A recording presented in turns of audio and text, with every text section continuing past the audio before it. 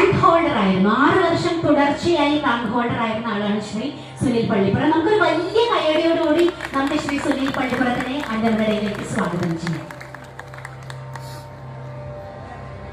ഇപ്പുറത്തിരിക്കുന്നത് നമ്മുടെ സുനിലേട്ടന്റെ തൊട്ട് അയ്യോ ഞാനൊരു കാര്യം വിട്ടുപോയി.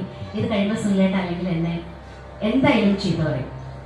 സുനിലേട്ടൻ കീബോർഡിസ്റ്റ് അല്ല, ശരിക്കും ഹീസ് എ വോക്കലിസ്റ്റ്. അസലായിട്ട് രാഗങ്ങൾ പാടി നമുക്ക് രാഗചായ പറഞ്ഞ് അതെ ഇവിടെ കച്ചേരിയും ചെയ്തിട്ടുണ്ട്. അപ്പം അത് പറഞ്ഞില്ലെങ്കിൽ ശരിയാവില്ല. സോറി സുനിലേട്ട, ഞാനത് വിട്ടുപോയി. അടുത്തതായിട്ട് നമ്മുടെ അടുത്തിരിക്കുന്നത് സുഭാഷ് ചേർത്തല. ഫ്ലൂട്ടിൽ മാന്ത്രികത തീർക്കുന്ന നമ്മുടെ രാജേഷ് ചേർത്തലയുടെ നാട്ടുകാരൻ.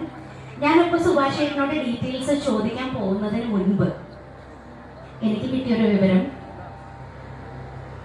ഇന്ന് അതിഥിയായി വന്നിരിക്കുന്ന വിവേകാനന്ദൻ പാട്ട് പാടി തുടങ്ങുമ്പോൾ, വിവേകാനന്ദൻ 5 വയസ്സുള്ളപ്പോൾ മുതൽ അറിയാവുന്ന ആർട്ടിസ്റ്റാണ്. ഒരുപാട് വേദികളിൽ ഒരുമിച്ച് പ്രോഗ്രാം ചെയ്തിട്ടുള്ള ആർട്ടിസ്റ്റുകളാണ് ഇവരെല്ലാം. അപ്പോൾ സുഭാഷ് ചേർത്തല, ശ്രീ സുഭാഷ് ചേർത്തലയ്ക്ക് ഒരു നല്ല കയ്യടി കൊടുത്ത് നമുക്ക് നമ്മുടെ പ്രോഗ്രാമിലേക്ക് സ്വാഗതം ചെയ്യാം. അടുത്തതായി വേദിയുടെ വലതുഭാഗത്ത് മൃദംഗത്തിൽ എല്ലാ വർഷവും ഇവിടെ മായാജലം തീർക്കുന്ന ആളാണ് ശ്രീ നവീൻ നാരായണൻ. ഞാൻ എല്ലാ വർഷം പറയുന്നുണ്ട്, മൃദംഗത്തിലെ ഫസ്റ്റ് റാങ്ക് ഹോൾഡർ ആണ്. എഗൈൻ നവീൻ ചേട്ടാ, താങ്ക് യു ഫോർ കമ്മിങ്. വലിയൊരു കയ്യടി വേണം, ഇത് പോരാ. Thank you.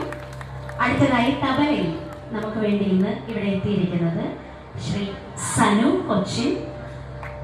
ഗാനമേള ഫീൽഡിലും റെക്കോർഡിംഗ്, പിന്നണിയിലും മുന്നണിയിലും വേദിയിൽ സജീവ സാന്നിധ്യമാണ്. 19 വർഷമായി ഈ ഫീൽഡിലുള്ള ആളാണ് സുനിൽ പള്ളിപ്പുറം. നമുക്കൊരു നല്ല കയ്യടി എടുക്കണം. സുനിലിനെ കുറിച്ച് പെട്ടെന്ന് പറയുകയാണെങ്കിൽ ജെൻസിക്ക് റിലേറ്റ് ചെയ്യാൻ പറ്റുന്ന ഒരു കാര്യം ഞാൻ പറയാം. ഡീകോഡിംഗ് ഓഫ് സോങ്സ് അത് സ്റ്റാർട്ട് ചെയ്യുന്നത് സുനിലേട്ടനാണ്. നിങ്ങൾ വിശ്വസിക്കോ? ഇപ്പൊ ഒത്തിരി പേര് ചെയ്യുന്നുണ്ട്. സുനിലേട്ടൻ ഒരുപാട് നാൾ മുമ്പ് ഡീകോഡിംഗ് ചെയ്തിരുന്ന ആളാണ്. ഒരു പാട്ടെടുക്കുന്നു, അതിന്റെ സ്വരസ്ഥാനങ്ങൾ പറഞ്ഞ് നമ്മളെ പഠിപ്പിക്കുന്നു. ഇതുവരെ കാണാത്തവർ ശ്രീ സുനിൽ പള്ളിപ്പുറത്തിന്റെ പേജ് വിസിറ്റ് ചെയ്യേണ്ടതാണ്. ആള് 35 വർഷത്തിലധികമായിട്ട് ഞാൻ കാണുന്നുണ്ട് വേദികളിൽ. പഠിച്ചിരുന്ന സമയത്ത്